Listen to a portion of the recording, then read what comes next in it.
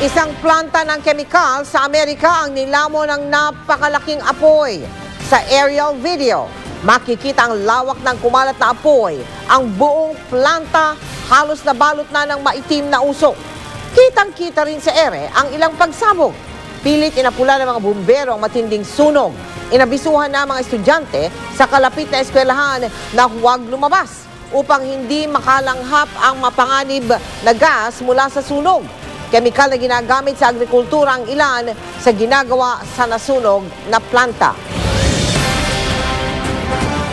Isang batang babae sa Magpet sa North Cotabato ang himalang nakaligtas matapos umanong halayin at ilibing ng buhay. Arestado ang suspect na pinsan pa mismo ng biktima. Nakatutok si Teresa Andrada. Himalang maituturing na nabuhay pa ang 10 taong gulang na batang ito matapos umanong halayin at ilibing ng buhay sa Magpet, North Cotabato. Ang suspect, ang mismong pinsan daw niyang 21 taong gulang. Pinukpok daw ng suspect ang ulo ng bata. Pagkatapos ay pinagsamantalahan sa isang masukal na lugar sa barangay Kauswagan nitong linggo ng umaga. Nakitaan din ng mga tila kalmot na sugat sa leeg ang bata. Kwento ng ama ng biktima, inilibing daw ng suspect ang bata sa isang mababaw na hukay at tinabunan ng dahon ng saging. Pero matapos sa ilang oras, nagkamalay din daw ang kanyang anak at nakaahon sa hukay. Kahit hirap sa paglalakad, nakahingi siya ng tulong sa mga kapitbahay. Agad daw nilang isinugod sa ospital ang biktima. Ano kung unsa jud ang una jud hinungdan mauto na ning dagan dahil po sa medical specialist. Kaninang umaga nang madakip ang suspect sa tulong ng mga barangay kagawad at kamag-anak ng biktima. Sinampahan na raw siya ng kasong rape at frustrated murder. Tumanggi siyang magpa-interview. Ayon sa ama at tiyahay ng biktima, walang kapatawaran ang ginawa ng suspect. Anong pakiramdam ho ninyo ngayon? Layo na mong ibati. Sakit pa mong ibati. Papriso yan, ma'am. Pursigido po kayo. Bukit po, ma'am. Teresa Andrada, Nakatutok, 24 Oras. Si Mel Tiang, ang inyong kapusong totoo.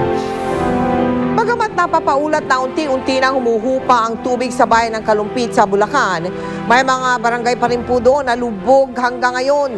At matapos ang 1 linggo, hindi pa rin naaabutan ng tulong. Yan po ang sinisikap na marating ng GMA Kapuso Foundation. Tunghayan po ninyo.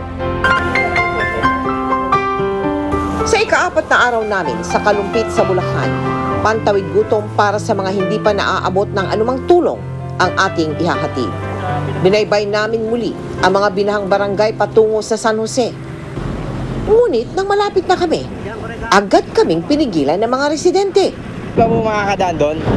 Baka po mahirap makaraan dahil po malatulin po ang agos eh. Isang amphibian truck na rin daw ang nagtangkang dumaan doon, subalit tinangay ng agos. Pero hindi nito napigil ang ating hangarin na makapag-abot ng tulong. Nag-arkila tayo ng mga bangka na makapaghahatid sa atin sa San Jose. Tinawid namin ang gadagat na baha na dati ay malawak na sakahan pala. Na makapasok na kami sa barangay San Jose, agad namin pinamahagi ang mga dalang pagkain. Tamang-tama namin ang gutom ng ating mga kababayan doon. Sa isang simbahan, naabutan namin ang ilang pamilya. Ilan linggo nang walang tubig at kuryente, kaya napilitan na silang gamitin ang tubig baha sa pagsasaing. Nag-uuna po kami sa baha ng sinaing po. Tapos po, sumasahod kami doon sa tubig ulan para po yung pangatlong una. Pag po yung walang-wala na kami makuha ng tubig ulan, dito na po kami sa baha talaga naglalagay ng sa sinaing namin. Dahil sa kalayuan ng naturang barangay, dinagdagan namin ang food packs na ipinamahagi. Ako po'y nagpapasalamat talaga sa Kapuso.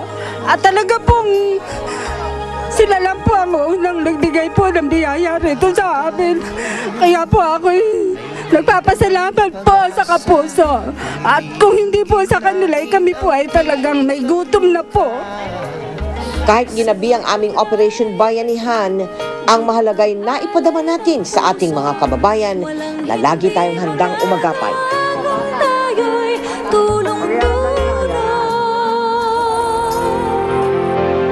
Sa abot ng aming makakayanan.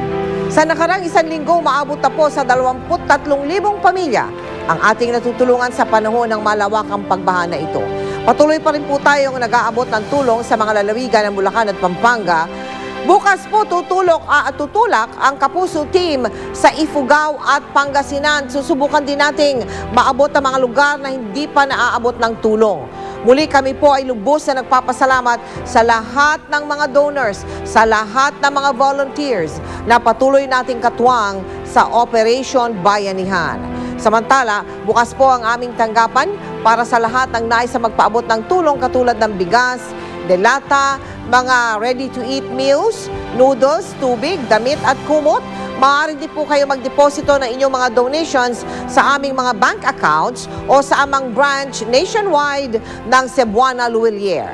Pwede rin po kayo mag-log on sa www.kapusofoundation.com.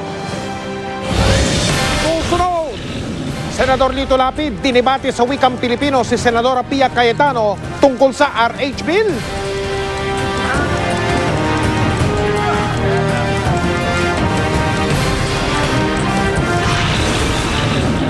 Ang MMDA traffic enforcer na yan, binugbog. Ang inabot niya, bugbog sa mga sinitan niyang motorista. At isang buwan matapos siyang mahuli ang nambuhalang buhayang si Lolong, kumain na. Ito ang 24 oras. Live na kuha sa warehouse ng GMA Kapuso Foundation. 24 oras, walang patid, walang puknat ang pagliripak ng mga pinapadala niyong tulong. Padala lang po mga kapuso, tumulong po tayo. Marami pa rin nangangailangan.